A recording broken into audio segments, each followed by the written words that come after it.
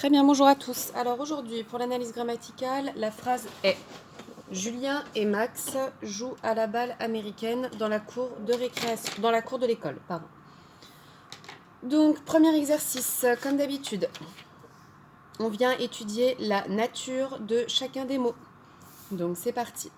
Julien est un prénom. Les prénoms font partie de la catégorie des noms propres. Et est une conjonction de coordination. Donc je rappelle, mais, ou, et, donc, or, ni, car, ce sont les conjonctions qui permettent de faire le lien entre différentes parties d'une phrase. Donc coordination. Donc conjonction de coordination. Max est un prénom, c'est pareil, ça fait partie de la catégorie des noms propres. Ici, joue est un verbe. Et ce verbe, il est conjugué au présent et à la troisième personne du pluriel. A est une préposition. Et comme je l'ai dit souvent, une préposition introduit soit un groupe nominal, soit un verbe à l'infinitif. Ici, on a un groupe nominal, la balle américaine. Ce groupe nominal est composé d'un déterminant, qui est ici un article défini. Balle est le nom commun. Et américaine est l'adjectif qui porte sur le nom commun balle. Dans est une préposition de lieu, et à nouveau cette préposition introduit un groupe nominal, la cour. Donc le déterminant qui est un article défini et cour qui est un nom commun. De l'école, on a à nouveau une préposition. Et cette préposition introduit un groupe nominal qui est composé du déterminant. Ici, l'apostrophe, c'est un article défini et l'idée, c'est le ou la, ici, la école. Donc école qui est un nom commun. L'apostrophe vient manger le E, le A du déterminant défini la, tout simplement parce que le mot école commence par une voyelle et on ne peut pas dire de la école.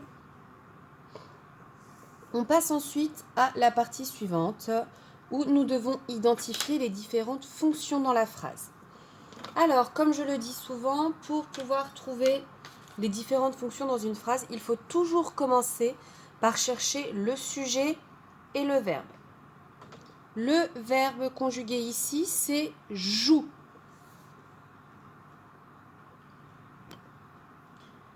On peut se poser la question pour trouver le sujet. Qui est-ce qui joue à la balle américaine ?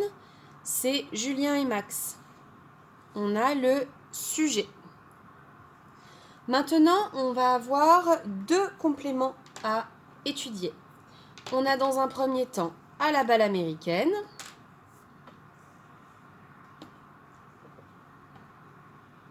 Et on va avoir ensuite dans la cour de l'école.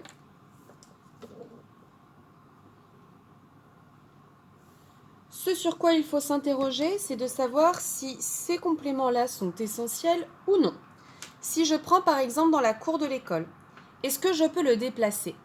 Oui, je pourrais par exemple venir le mettre au tout début de la phrase. Et ça me donnerait, dans la cour de l'école, Julien et Max jouent à la balle américaine. Je pourrais aussi supprimer ce complément. Julien et Max jouent à la balle américaine.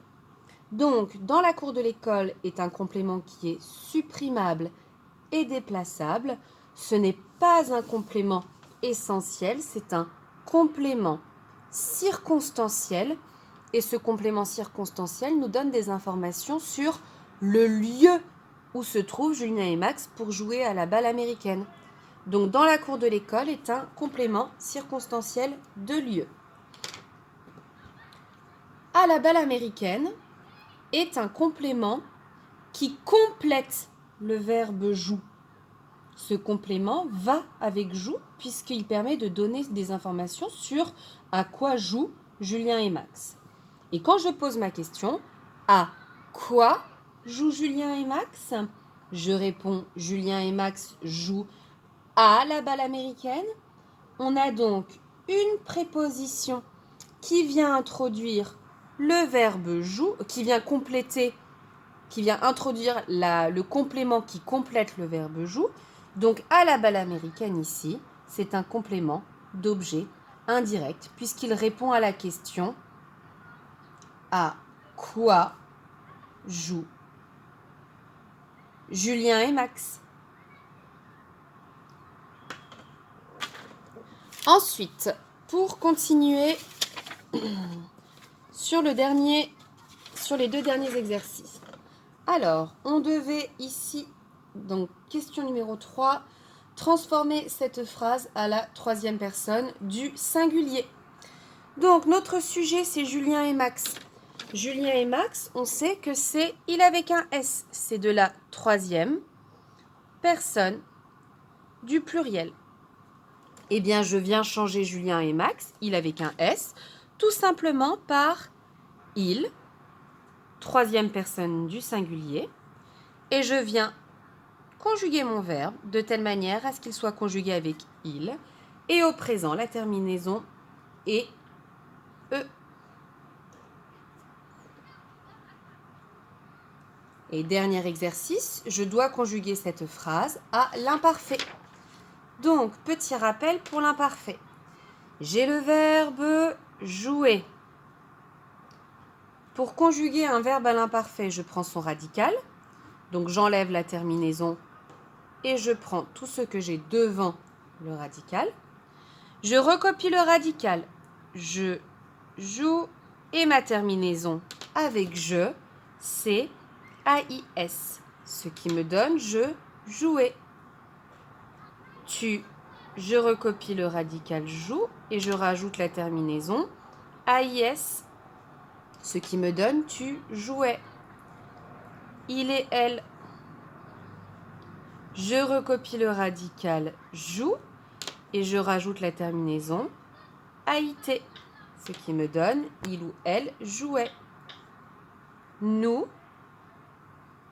j'écris le radical joue et je viens compléter avec la terminaison IONS qui est la terminaison de l'imparfait. Ce qui nous donne nous jouions. Vous, je recopie le radical joue et je rajoute la terminaison IEZ qui est la terminaison de la deuxième personne du pluriel à l'imparfait. Ce qui me donne vous jouiez. Puis il avec un S, elle avec un S, troisième personne du pluriel. Je recopie joue et je rajoute la terminaison de l'imparfait qui est AIENT, ce qui me donne il ou elle jouait.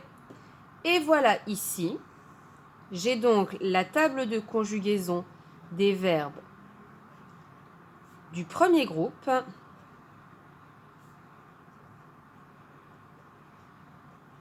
à l'imparfait.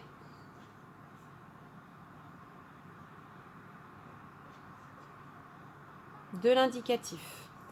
Et je peux m'aider de cette table de conjugaison pour pouvoir compléter ma phrase et l'écrire à toutes les personnes à l'imparfait.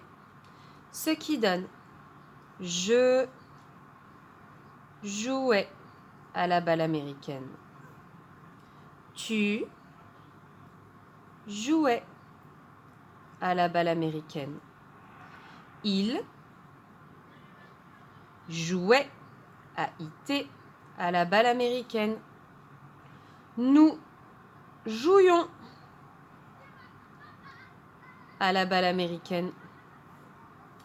Vous jouiez à la balle américaine.